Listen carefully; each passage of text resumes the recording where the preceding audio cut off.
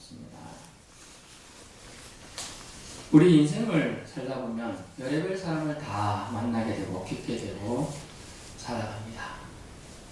저 같은 경우 예를 들면 저는 이제 군대 생활할 때 한 번에 군사에 한 수백 명이 되죠. 한 번 예배 드릴 때 제가 설교할 때 주 관세사 수백 명이니까요. 그리고 3년 동안 이제 거쳐 지나가면서 만난 사람까지 따지면 최소 1000명은 제가 만났다고 봅니다. 그렇죠? 그리고 대학교 때는 제가 그래도 종합대학을 다녔기 때문에 2만여 명이 넘었거든요. 다 2만여 다 만나는 게 아니니까. 그래도 몇천 명 만났겠죠. 또 골시 공부하면서 이제 서쳐 지나가면서 만나고 학원 하면서 또 한 1000명. 그래봤자 제가 한 10,000명 될까요? 지금까지 제대로 만난 사람. 네, 그렇죠.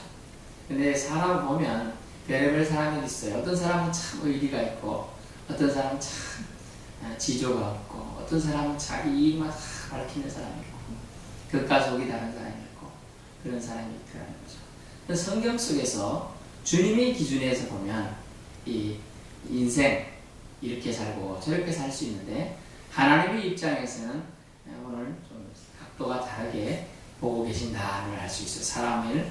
그래서 오늘 말씀 제목은 세 종류의 삶에 대해서 보고 있습니다. 첫째 유형의 사람은 뭐냐면 본문에 나오는 갈리오라는 사람이 나옵니다. 갈리오. 12절이죠. 갈리오가 아가야 총독됐을 때 아가야 지방이 근데 아마 AD 50년에서 51년 사이 아마 총독을 했던 것 같습니다. 그러니까 갈리오 총독이 실존 인물이고 그때다 잡혀가서 재판받으려고 하던 사람이 바울도 실존 인물이죠. 바울이 전하는 예수님도 실존 인물이 되는 거죠. 이렇게 그래서 이게 연대가 되게 중요해요. 누가 다스릴 때 이게 되게 중요한 거예요. 그래서 예수 뭐 너들 기독교인들이 만들어낸 인물 가상 인물 아니야? 이렇게 말할 때 연대가 등장하고 그때 당시 총독이 등장하고 황제가 등장하기 때문에 이것은 확실한 역사적인 사실이었음을 알 수가 있는 겁니다. 그래서 이 역사적인 배경을 좀 아는 것도 중요하죠. 갈리오 같은 사람이 첫째 인물이에요. 갈리오 같은 사람. 이 사람은 누구냐 하면 철학자 세네카라는 사람이 있어요. 저는 철학을 대학교 1학년 때부터 철학책을 좀 봐서 세네카라는 사람이 아주 강직한 사람이고 로마 네로 황제에게 조언도 많이 했던 사람인데 막판에 네로가 좀 이상해지긴 했습니다만 그런 사람의 형이에요. 친형이에요. 갈리오. 이 사람이 아주 성경에도 오늘 표현이 보면 아주 덕망이 있었던 것 같아요. 덕망이 있고 온유한 성품으로 유명했던 것 같아요. 그래서 칭찬을 자자한 사람이에요. 근데 이 사람은 성경학자들의 평가로는 아주 기지가 넘치고 존경할 만한 성품이 있었다. 온유한 성품이었다. 그 판단력은 남의 종교에 개입하지 않는 아주 정확하고 좋은 판단력을 갖고 있었습니다. 로마는 각 나라의 속국들의 종교를 허가하는 정책을 썼습니다. 그래서 반발심을 적게 줄였죠. 그래서 그는 갈리오 같은 사람은 어떤 그 같이 사는 삶은 어떤가 하면 갈리오를 직접적으로 예를 들면 잘한 점은 종교 문제에 개입하는 거죠. 단점은요, 못한 점은 폭행을 방치했어요. 이게 지금 사도 바울을 잡아가지고 재판을 하는데 사도 바울한테는 못했는데 화가 난 유명한 유대인들, 폭도들이라 할 수 있어요. 그 사람들이 회당장 소수대네라는 사람을 잡아가지고 때립니다. 근데 무기예요. 그것이 잘못한 점이죠. 또 하나님 입장에서 보면 이 사람이 잘못한 게 뭘까요? 세상적으로는 칭찬의 대상이 되고 아주 덕망이 높고 아주 존경의 대상입니다. 우리나라를 예를 들면 아주 덕망이 높고 그 사람이 최고 이 동네에서 최고 유지며 인기가 좋고 법 없이도 살상입니다. 이런 칭찬을 듣는 사람이에요. 그러나 그가 하나님 입장에서 보면 이렇게 사도 바울이 바로 여기까지 왔잖아요. 복음 전파자가 왔잖아요. 근데 말씀을 들으려고 하거나 기독교에 관심을 보인 적이 없습니다. 성경이 전혀 없습니다. 그의 단점은, 최고의 단점은 자신이 구원에는 관심이 없다는 거예요. 자기를 임명한 총독이니까 황제에게는 잘못 보이고 싶지 않아가지고 그 존경에 개입하지 않고 또 관련 안 되는 것은 상관하는 건 잘했습니다만은 자신의 구원에는 관심이 없어요. 결국 첫째 이유, 갈리오 같은 삶을 사는 사람은 하나님 입장에서는 있으나 마나한 사람이에요. 사실은 세상적으로 보면 이상하다. 사람들에게 해를 끼친 것도 없고 판단력도 정확해가지고 이쪽 저쪽 판단 골고루 잘했지 않냐. 그렇다고 사도 바울을 때리라 한 것도 아니고 유대인들에게 해를 끼친 것도 아닌데 너무 잘했지 않냐 싶지만은 하나님 입장에서는 있으나 마나한 사람. 왜? 하나님을 영접할 기회가 있어요. 조금만 누리가면. 그거 뭐 때문에 그러는가? 본문 볼까요? 13절 말하리 이 사람이 율법을 어기면서 하나님을 경외하고 사람들을 구한다 라고 하잖아요. 그러면 그게 뭔가? 경외하는 게 뭔가 궁금했을 수 있잖아요. 근데 안 하고 있죠. 또 14절 보세요. 바울이 입을 열고자 할 때 입을 열지도 못하게 하고 있어요. 아예 들으리 하지 않는 거죠. 그러면서 너희 유대인들아 만일 이것이 무슨 부정한 일이나 불량한 행동이었으면 내가 너희 말을 들어주는 게 옳거니와 만일 문제가 언어와 명칭과 너희 법에 관한 것이면 너희가 스스로 처리하라고 해서 방치해버리기 때문입니다. 그리고 하나님 입장에서는 다른 세상적인 입장에서는 존경의 대상이 되고 칭찬의 대상이지만 하나님 입장에서는 있으나 마나한 사람입니다. 있으나 판단은 회피하고 하죠. 정확한 판단을 해야 되죠. 사실은 안 한다는 거죠. 나와 상관없는 일에 신경 안 쓰느냐. 오늘날 말은 뭘로 분류할 수 있죠. 어떤 사람으로 개인주의의 극치라고 할 수 있어요. 개인주의. 이기주의 말고요. 개인주의. 개인주의는 절대 다른 사람에게 피해를 주지 않습니다. 또 남이 나를 피해 주는 걸 원치 않아요. 이 개인주의. 그러나 사회는요. 더불어 살아야 돼요. 그래서 가끔 부자들이 망언을 하면 사람들이 지탄을 욕을 하잖아요. 내가 돈 번 갖고 내가 마음대로 쓰는데 너희들이 뭐? 그런 사고방식을 가지면 졸부에 지나잖아요. 진정한 부자들은 그렇지 않아요. 내가 누군가에 의해서 내가 이런 혜택을 받았다. 내가 돈을 벌게 구조로 되었구나. 이렇게 생각해서 돌려주는 게 맞는 거죠. 내 돈을 왜 돌려줘? 이렇게 생각한다는 거죠. 그런 사람 아주 개인주의 극치를 달리고 있다. 그런데 하나님 입장에서는 개인주의 극치자를 합당치 않다고 보는 것입니다. 그래서 하나님 입장에서는 있으나 마나한 사람으로 행한다. 왜요? 구원받지 못하면 뭐라고요? 멸망하는 짐승과 같기 때문에 멸망하는 짐승과 같은 부류로 되는 거예요. 사람이라고 취급하지 못하는 거죠. 두 번째 유형이 뭐냐면 유대인 같은 사람이에요. 본문에 나온 유대인 같은 사람이에요. 그거는 과오, 즉 실수와 잘못만 있는 사람들을 말하고 있어요. 이것은 좀 전에는 개인주의라고 했습니다만 지금은 이기주의 극치죠. 내가 피해 줄 것 같은 사람들을 공격하는 거죠. 그것도 집단이라 명명하에. 왜냐하면 유대법에는 절대로 한 명이 고소하는 거 받아주지 않아요.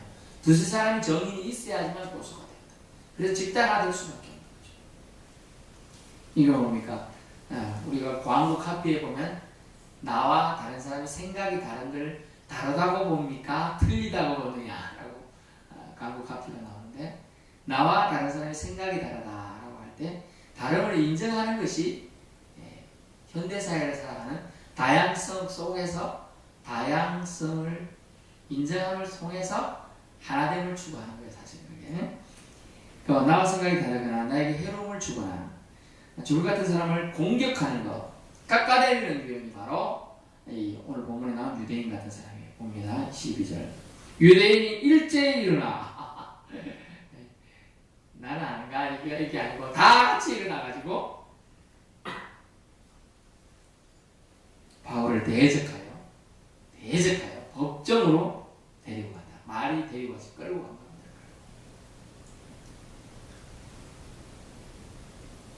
그래서 이들은 자기 이익을 위해서 다른 누군가를 해치는 것을 주저하지 않고 있죠. 본문은 그래서 12절에 보면 재판자리까지 끌고 가는 고소하는 일을 벌이게 되는 거죠. 당당하게 생각해보세요. 잘못된 정보는 사실 그들이 가지고 13절에 보세요. 잘못된 정보.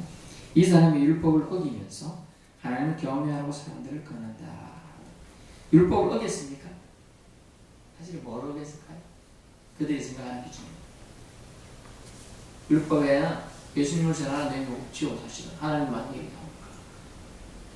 근데 예수님이 전하는 말씀 내용이 뭡니까? 율법에서는 안식일을 거룩히 지키라 했어요. 근데 안식일의 주인은 사람이라고 말하면서 주님은 색다른 가르침을 했던 거죠. 더 중요한 게 사람이지 안식일이 중요한 게 아니라고 예수님은 생각하고 사람을 서로 사랑하는 것이 내가 나의 제자인 줄 알라고 말하고 있습니다. 요한복음 13장 이후에. 그래서 잘못된 정보를 주면서 유대인은 자기들이 가진 가치관으로 이 갈리오 총독을 눈을 가리게 하려고 하는 거죠. 그렇습니다. 신앙의 문제를 신앙을 모르는, 신앙이 없는 불신자에게 지금 고발했다는 거예요. 이것이 지금 잘못입니다. 그래서 오늘날도 현대 교회들이 우리나라 같은 거 보겠습니다. 이 신앙적 교회 내에서 생기는 다툼들이 있어요.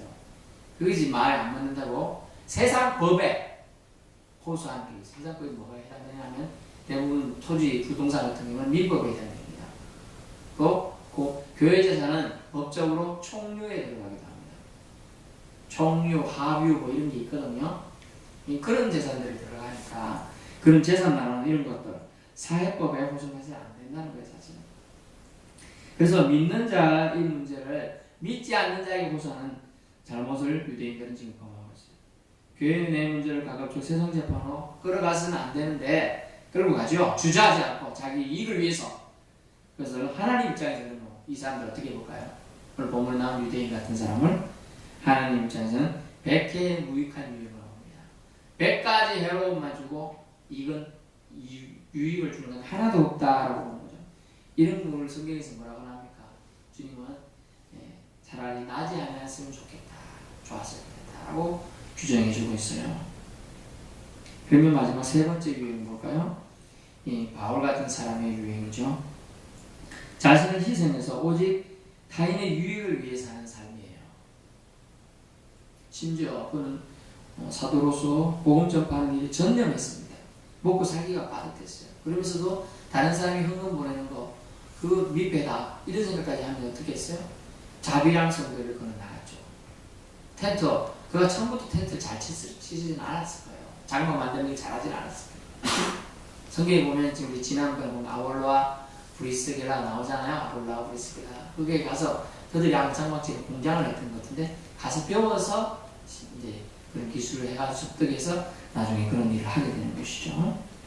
그래서 바울 같은 유형은 헌신자 유형이에요. 헌신자. 네. 다르게 보면 무대포형이죠. 무대포형. 무계산형이라고 할 수 있어요. 18장 21절 보세요. 작별하 이르되 만일 하나님의 뜻이면 너에게 돌아오리라 하고 배를 타고 에베소를 떠나. 사실은 바울은 사실은 엄청난, 제가 금방 무대포라고 말했지만 상당한 전술 전략가였습니다. 선교 전략가. 지난번에 우리가 한번 말했습니다. 바울은 어디서부터 전도를 했다고요? 위로부터 전도를 했어요. 위에 표현이 그렇습니다. 위에 아주 지식인층과 우두머리 계층들에게 먼저 복음을 전파하고 또 도시부터 먼저 전했어요. 도시에 전하면 파급 효과가 크다는 건 다 알았어요. 복음을 효과적으로 전할 수 있는 방법을 전하게 되었던 것이죠. 바울은 사명에 붙잡혀 자랐습니다. 그래서 서원을 이루려고 노력도 하는 부분이 나오죠. 18절에 서원의 내용이 뭔지를 모르겠지만 18장 18절에 보면 바울이 일찍이 서원한 게 있으므로 갱근해서 머리를 깎았더라. 우리가 구약에 보면 사사기에 삼손이 나시린 서원할 때 삼손이 어땠죠? 머리를 안 잘라야 돼요. 근데 이제 그게 아마 다 이루어졌는지 머리를 자르게 되는. 옛날 사람들 아마 머리를 기는 게 최소 예수님 길이 이 정도가 돼야지. 이까지 너무 짧고요. 남자들도 이 정도는 돼야지만 최소 그거라고 했던 거죠. 그래서 서원한 게 있었습니다. 근데 서원한 게 있으면서 일을 하면서도 그의 추진력은 멈추지 않았는데 그래서 저는 무대포형이라 계산하지 않았다. 이익이 된다 안 된다 이렇게 생각하지 않고 오직 하나님의 일이라면 그냥 달려갔습니다. 그래서 그 사람들이 막았죠. 여러 사람이 20절에 더 오래 있기를 청하되 허락하지 아니하고 작별하고 갑니다. 적극적으로 움직여야 된다는 걸 느끼고 계속 움직입니다. 그러면서 그들 위로한 말이 만약 하나님의 뜻이면 내가 돌아올 거라고 하고 나아간다는 거죠. 이 무대포행이라는 뜻이 무계산행이라는 단어에는 하나님의 뜻을 청종하겠다는 뜻이 들어가 있어요. 하나님의 뜻을 따르겠다. 그러면 셋째 용 바울 같은 사람의 삶을 사는 사람은 하나님 입장에서 어떨까요? 꼭 필요한 사람이겠습니다. 꼭 필요한 사람. 하나님 입장에서는 하나님이 부여하신 사명을 이루기 위해 자신의 억울함을 푸는 일도 피곤함도 귀찮음도 모두 내려놓는 상태예요. 또 하나님 일의 완수에 집중하는 삶을 사는 것을 기뻐하는 것이죠. 여러분, 자기가 좋아하는 일을 하면 좀 덜 피곤해요? 더 피곤해요? 좋아하는 일을 하면 덜 피곤하죠. 좋아하는 일을 할 때. 게임할 때가 피곤해요. 숙제할 때가 피곤해요. 네, 게임하고 놀 때가 덜 피곤하잖아요. 좋은 거 할 때. 바울은 사명에 붙잡혀서 사명을 어떻게 보면 즐거워하면서 일을 했는지도 모릅니다. 아마 그랬을 거예요. 안 그러면 그렇게 뭐 수천 킬로 되는 거리들 주저앉고 왔다 갔다 하는 게 쉬운 게 아니거든요. 그런 말씀의 결론입니다. 그러면 우리는 어떤 삶의 유형을 지금 살고 있을까요? 생각해 보세요. 대부분 첫째 유형을 살고 있어요. 첫째 유형이 뭐였죠? 갈리오 같은 사람. 다른 사람에 피해주지 않고 또 나의 이익을 추구하면서 사는 거죠. 개인주의형이라고 그랬어요. 남에게 칭찬받는 걸 좋아하고 남에게 해코지하지 않고 그러면 됐지 뭐. 이게 보통 사람의 생각이에요.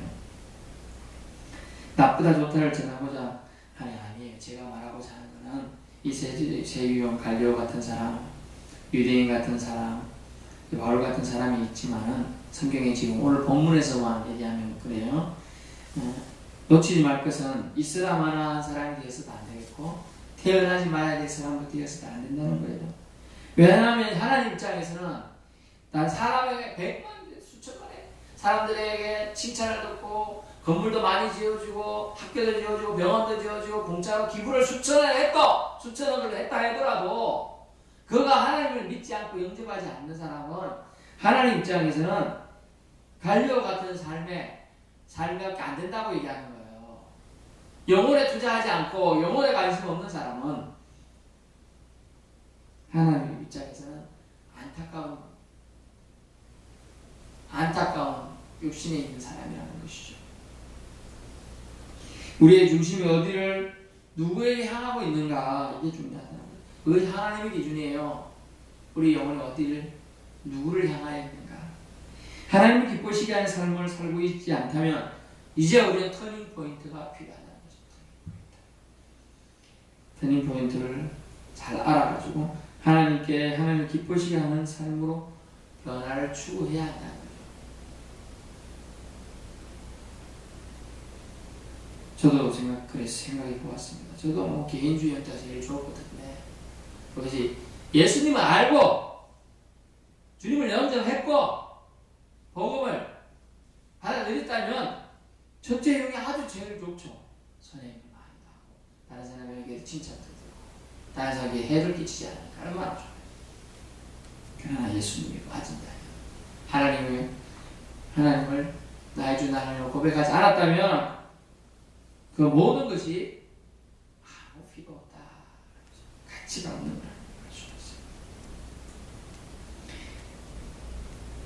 물론 하나님 우리에게 주신 사명이 있고 분명하다면 그 길을 바울처럼 열정으로 나아가는 것, 이것이 하나님 입장에서 꼭 필요한 사람의 삶이 되는 것입니다.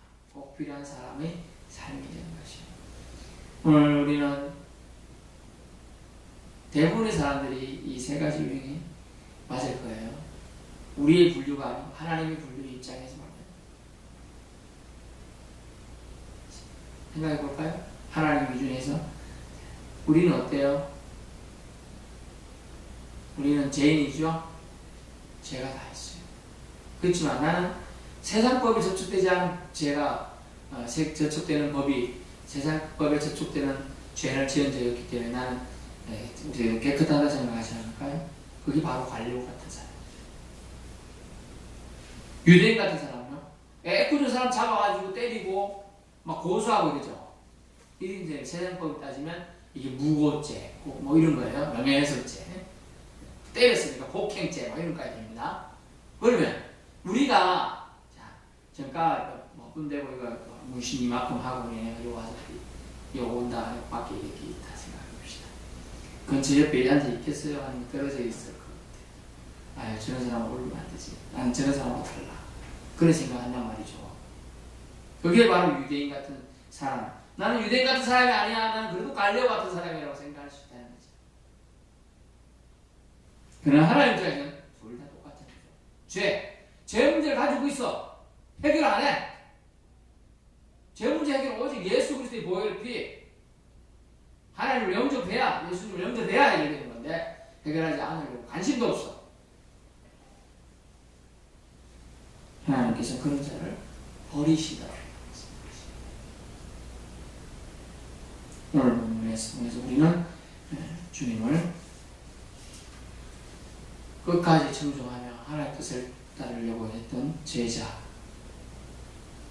사도 사울의 모습을 보게 되는데 21일 가이사랴 장로가에 올라가 교회의 안부를 물었고 그 주저앉아가지고 좀 쉬었다 표현이 없어요. 바로 안디옥으로 내려가서 또 23절에 얼마 있다가 떠나 갈라디아와 부르기와 땅을 차례대로 다니며 모든 제자를 굳건하게 한다.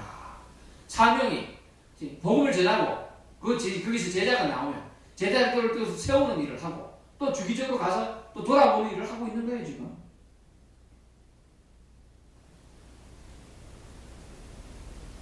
이것이 바로 그가 하나님의 일을 위해서 하나님 기쁘시는 일을 최선으로 하려고 하고 있던 사람이었어요. 이런 하나님 입장에서 얼마나 이 사람이 꼭 필요한 사람이겠습니까? 이런 사람의 삶을 우리도 살기를 원하고 계시는 거예요 사실은.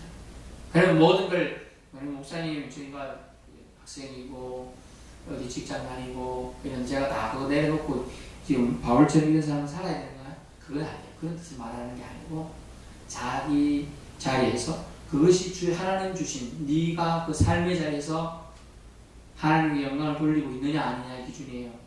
삶의 자리에서 하나님께 영광을 돌리고 있다면 그 자리가 그 직업이 그 소명이 당신의 것이 된다면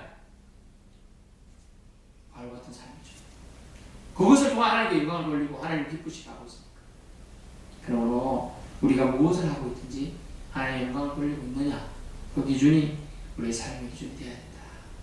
바울은 자기 자신을 돌아보지 않고 하나님의 영광을 돌아보고 하나님의 제자들, 하나님의 사람들을 격려하고 세우는 일을 사명으로 했고 또 예수 그리스도를 전하는 일을 사명으로 하고 그걸 감당하고 있다는 거죠. 왜 안 힘들었겠어요? 수백 킬로, 수천 킬로를 다녀야 돼요. 제가 하루에 10몇 킬로 달리기 해보고 갔다가 발이 불이 나는 것 같아가지고 막 걸바닥을 열심히 잡고 물집 잡혔나고 막 그래. 행군 하루 많이 할 때 3-40킬로 했나? 왕복한 하고 나니까 진짜 이게 제일 건강이 제일 힘들고 차라리 뛰면 스트레스가 풀리는데 똑같이 가니까 너무 힘들더라고요. 그래서 그런 생각을 해봤는데 얼마나 힘듭니까?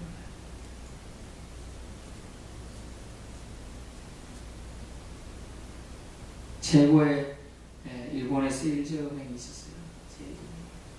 그 사람이 당신의 세일즈 법칙이 뭡니까? 그랬대요. 저는 무조건 발로 뜁니다. 발을 보여주세요. 네? 발이 정말 열심히 다니는 사람 발이라 눈살이 발바닥에 거의 다